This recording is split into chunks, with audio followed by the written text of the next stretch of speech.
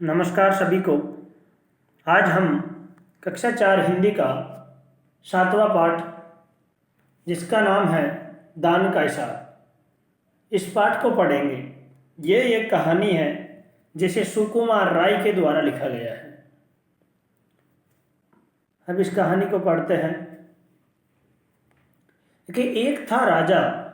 राजा जी लकदक कपड़े पहनकर यूं तो हजारों रुपए खर्च करते रहते थे, पर दान के वक्त उनकी मुट्ठी बंद हो जाती थी।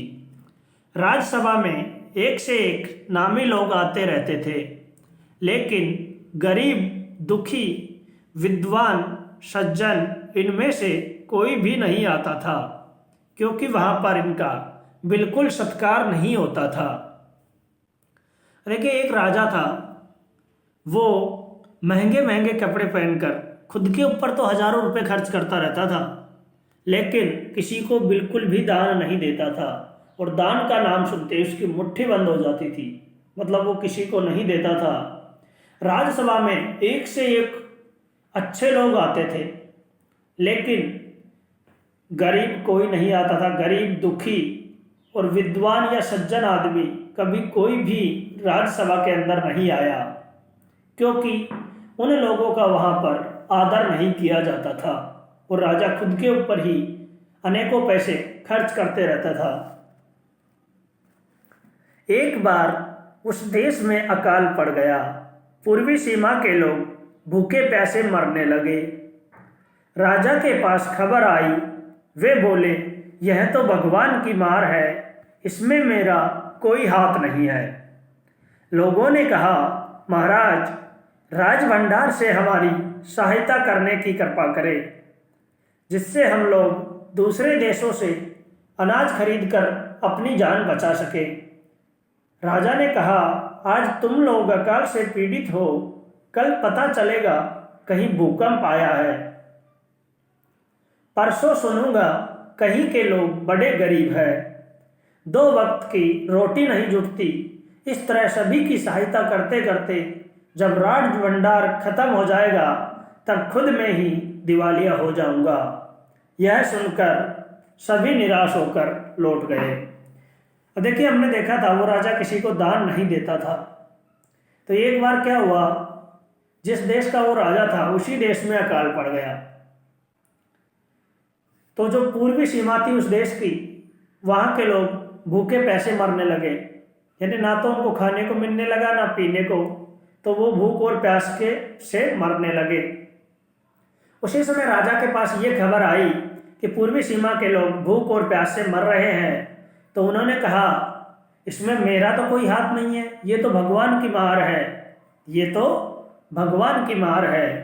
फिर लोगों ने कहा, महाराज, जो राज भंडार है उससे आप सहायता करो हमारी, तो जिससे हम, अगर आप सहायता करोगे तो हम दूसरे देश से अनाज खरीद कर लाएंगे और अपनी जान बचा सकेंगे।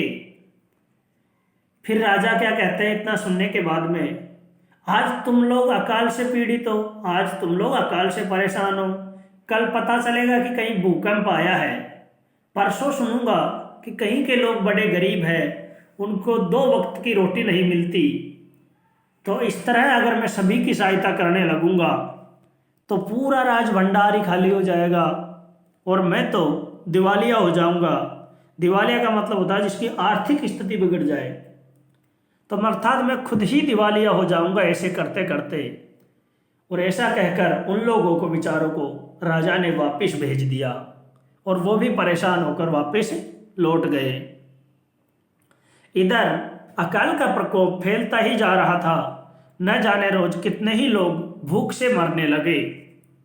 लोग फिर राजा के पास पहुंचे। उन्होंने राज्यसभा में गुहार लगाई, दुहाई, महाराज, आपसे ज्यादा कुछ नहीं चाहते, सिर्फ 10,000 रुपये हमें दे दे तो हम आधा पेट खाकर भी जिंदा रह जाएंगे। राजा ने कहा, 10,000 रुपये भी क्या तुम्हें बहुत कम लग रहे हैं? और इतने कष्ट से जीवित रहकर लाभ ही क्या है? एक व्यक्ति ने कहा, भगवान की कृपा से लाखों रुपए राजकोष में मौजूद है, जैसे धन का सागर हो। उसमें से एक आध लोटा ले लेने से महाराज का क्या नुकसान हो जाएगा। अब देखिए उस देश में अकाल का प्रकोप भयंकर ही अकाल फैलता गया, यानी अकाल का प्रकोप बढ़ता ही चला जा रहा था। रोज एक ही दिन में रोज न जाने कितने लोग मरने लगे। फिर दोबारा देखिए, पहले आए तो राजा ने मना कर दिया था, लोग फिर से दोबारा राजा के पास आए और उन्होंने फिर से राज्यसभा में गुहार लगाई कि महाराज हमें कुछ नहीं चाहिए, आप हमें केवल 10,000 रुपये दे दो, हम तो आधा पेट खाकर भी जिंदा रह लेंगे। तो राजा ने कहा, अरे तुम्हें 10,000 रुपये कम लग रहे हैं क्या? इतने कष्ट से अगर तुम 10,000 रुपये लेकर भी जाओगे और इतना कष्ट करके अगर तुम रहोगे तो जीने में फायदा ही क्या है, फिर तो मर जाना ही अच्छा है। अब देखिए राजा ऐसा कहने लगा, और राजा की जिम्मेदारी होती है प्रजा की सुरक्षा करना और उनकी रक्षा करना, सहायता करना। लेकिन राजा ही जब ऐसा कहेगा, तो एक व्यक्ति ने ऐसा सुनने के बाद कहा कि भगवान की कृपा से बहुत रुपए राजकोष में मौजूद है, जैसे धन का सागर हो, अगर उसमें से थोड़ा बहुत हमें दे दोगे तो महाराज का क्या नुकसान हो जाएगा, ऐसा उस व्यक्ति ने कहा। देखिए लोग प्रार्थना कर रहे हैं राजा से, लेकिन राजा बिल्कुल भी उन लोगों के विचारों की प्रार्थना नहीं सुन रहे हैं। राजा ने कहा, राजकोष में अधिक धन है तो क्या उसे दोनों हाथों से लुटा दूं? उस व्यक्ति ने कहा था मैं राजकोष में अधिक धन है, तो वो कहने लगे इसको क्या दोनों हाथों से बांट दूं? फिर एक अन्य व्यक्ति ने कहा, महल में प्रतिदिन हजारों रुपए इन सुगंधित वस्त्रों, मनोरंजन और महल की सजावट में खर्च होते हैं। यदि इन रुपयों में से ही थोड़ा सा धन जरूरतमंदों को मिल जाए तो उन दुखियों की जान बच जाएगी। एक दूसरे व्यक्ति ने कहा, आप रोज महल में तो सजावट में बहुत भयंकर आप पैसे खर्च कर रहे हो, अगर इनमें से हमें थोड़ा सा धन भी हमको मिल जाएगा तो हमारी जान बच जाएगी। यह सुनकर तो राजा को और क्रोध आ गया, गुस्से से बोला, खुद भिखारी होकर मुझे उपदेश दे रहे हो, मेरा रुपया है, मैं चाहे उसे उबाल कर खाऊं या तल कर खाऊं, मेरी मर्जी। जब उन्होंने ऐसे कहा तो उसने राजा को गुस्सा आया और उन्होंने कहा, खुद भिखारी हो और मुझे उपदेश दे रहे हो, मेरा रुपया है, मैं इसे उबाल कर खाऊं या तल कर, तुम्हें क्या मतलब है, मेरी मर्जी है, ऐसा कहने लगा राजा।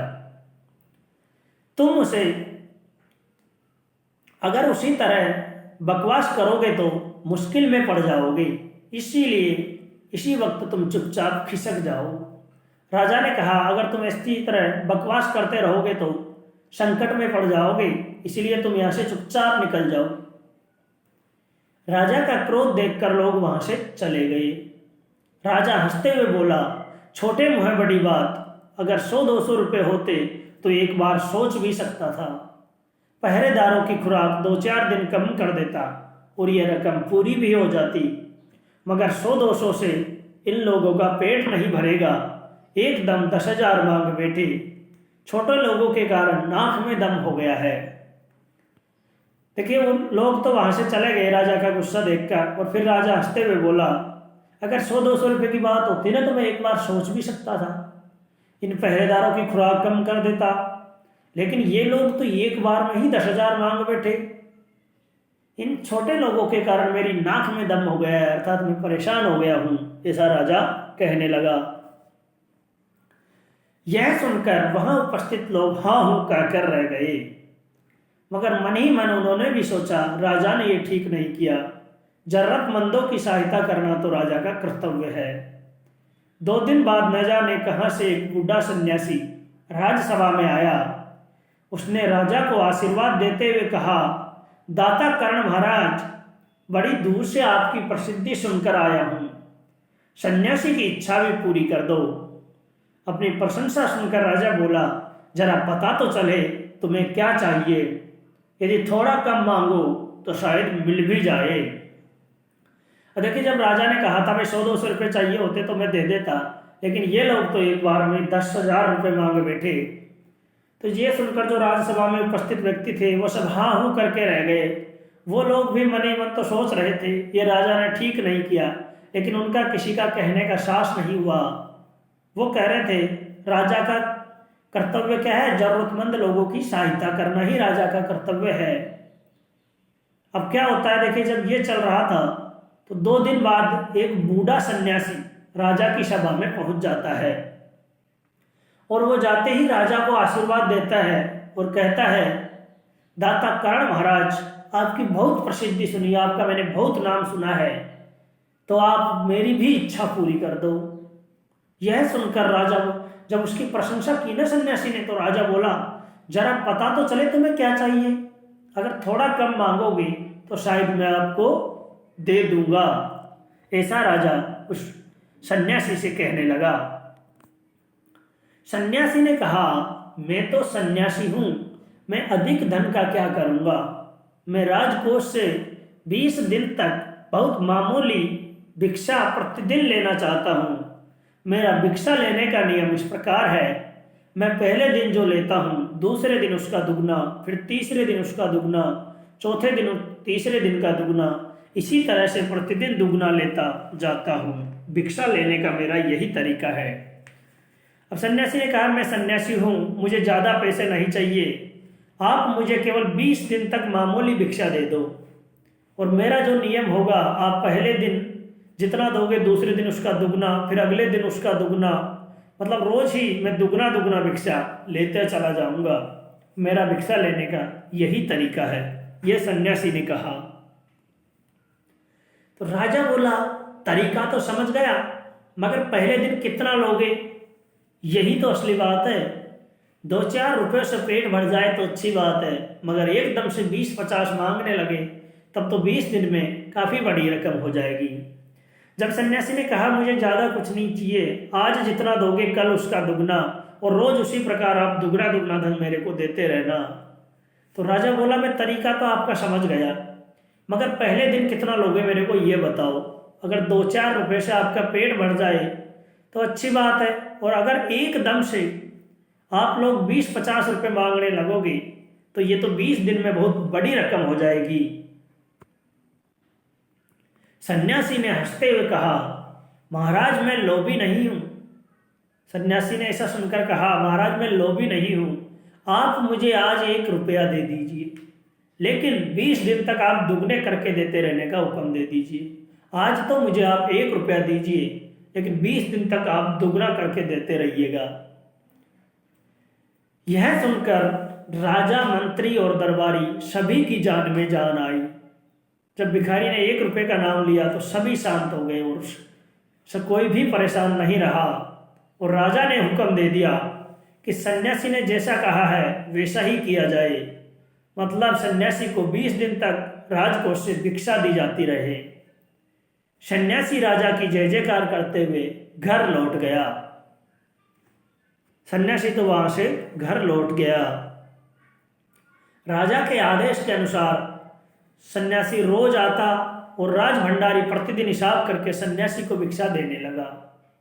इस तरह 2 दिन बीते, 10 दिन बीते, 2 सप्ताह तक भिक्षा देने के बाद भंडारी ने हिसाब करके देखा कि दान में काफी धन निकला जा रहा है। यह देखकर उन्हें उलझन महसूस होने लगी। महाराज तो कभी किसी को इतना दान नहीं देते थे। उसने ये बात मंत्री को बताई। मंत्री ने कुछ सोचते हुए कहा, वाकई ये बात तो पहले ध्यान में ही नहीं आई थी, मगर अब कोई उपाय भी नहीं है। महाराज का हुक्म बदला नहीं जा सकता।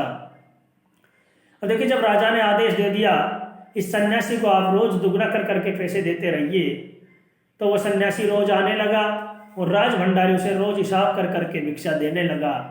2 दिन बीते, 10 दिन बीत गए, लेकिन जब 2 सप्ताह खत्म हुए तो उसके बाद में भंडारी ने एक बार हिसाब करके देखा कि कितना हमने दान भिखारी इसको सन्यासी को दे दिया है। तो उसने देखा कि बहुत दान, बहुत धन इसमें निकला जा रहा है। यह देखकर वह परेशान होने लगा। महाराज तो कभी किसी को इतना दान नहीं देते थे। उसने ये बात किसको बताई? अपने मंत्री को बताई। और मंत्री ने कुछ सोचा और कहा, वाकई ये बात तो यार पहले ध्यान में नहीं आई थी हमारे, मगर अब कोई उपाय भी नहीं है। अब तो जो महाराज का आदेश है उसको बदला भी नहीं जा सकता। हम तो इसको रोज देते रहेंगे। तो धन्यवाद सभी को। आज हम इतना ही पढ़ेंगे इस पाठ को। अगले पार्ट में फिर इसका बचा हुआ जो भाग है उसको अगले पार्ट में ही पढ़ेंगे हम।